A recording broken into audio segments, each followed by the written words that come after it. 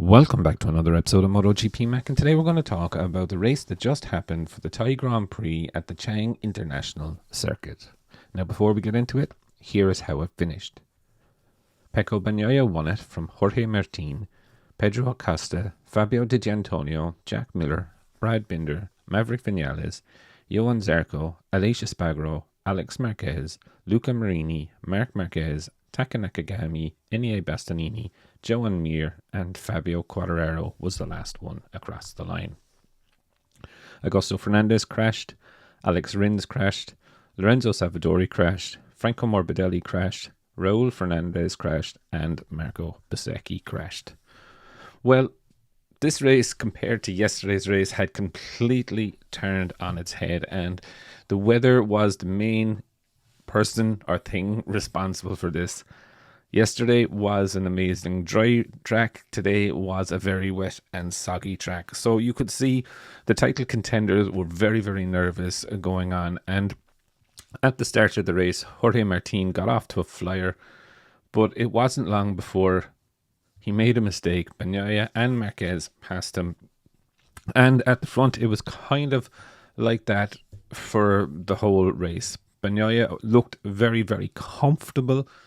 You know, he had to beat Martin at all costs today. Martin can still afford now to finish second in every race and still win the championship almost. So it's, pressure is still on Pecco. But, Pecco was being put under pressure by Marc Marquez, who looked very, very comfortable through the second sector of the track, even in the wet conditions, and was putting pressure on Pecco. But Marquez, unfortunately for him, lost the front. Martin almost followed him actually, but lost the front and was able to remount and come back through the grid at least to score some points, although he did get a one-place grid penalty for his rather ambitious move on Joan Mir. Pedro Acosta, really one of the outstanding performances for me, right? He hasn't finished since Indonesia. Mostly it's been dry races, and here we are in a very, very wet and tricky race, and he finishes it on the podium. Really, really deserved, fought tooth and nail with Jack Miller, Brad Binder to get there. So it was a really, really good race from Pedro. Fabio Di Gianantonio in his last race of the season before he goes for surgery on his shoulder. Good enough race from him. Maybe need another lap or so, and he may have put Acosta under some serious pressure. Jack Miller did a great ride as well. In third place up to about 2 or 3 laps to go.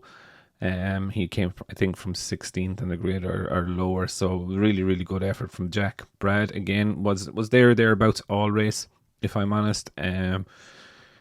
Solid enough for him, but he just didn't have it what the other 2 KTMs had in front of him.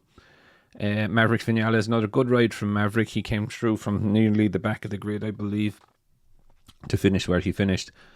Johan Zarco won the Japanese Cup, 8th place for the Honda. Now saying that, look, there was a lot of people that crashed out, but saying that 8th place, really, really good result for Johan Zarco, far ahead of the other Hondas, which would be the main thing, if I'm very honest. Aleix Espargaro, again, not a bad ride from him, but like similar to the Hondas, he would have been far back if he drove other riders did finish. Alex Marquez, not a bad ride from him. Definitely had some trouble throughout the race, but a top 10 finish is good enough for him. Luca Marini in 11th. Not a bad race from him, but again, similar to like Zarco, people in front weren't crashing out. He wouldn't have been anywhere near the top 10, top 11. Marc Marquez, as we mentioned, did crash out, remounted, and got on with it again. Taka Nakagami, good enough ride from him. He was ahead, actually, of Luca Marini, but faded slightly towards the end. But again, it's kind of his last couple of races now, so he's just more so enjoying it. Enea Bastianini did crash out, remounted, and got back on. So, look, not much really there that you can do. Joan Mir did fade quite a lot before it, and he was up there with Nakagami, Marquez and those, but he did fade backwards towards the end of the race. Fabio Quartararo was rudely taken off by Franco Morbidelli. Franco did get a long lap penalty, but it was a bit of a dumbass move, if I'm very, very honest. But saying that, Fabio did remount and unluckily didn't score a point. But again, data. Augusto Fernandez, Alex Rins, look, it was wet weather conditions. Same with Salvadori.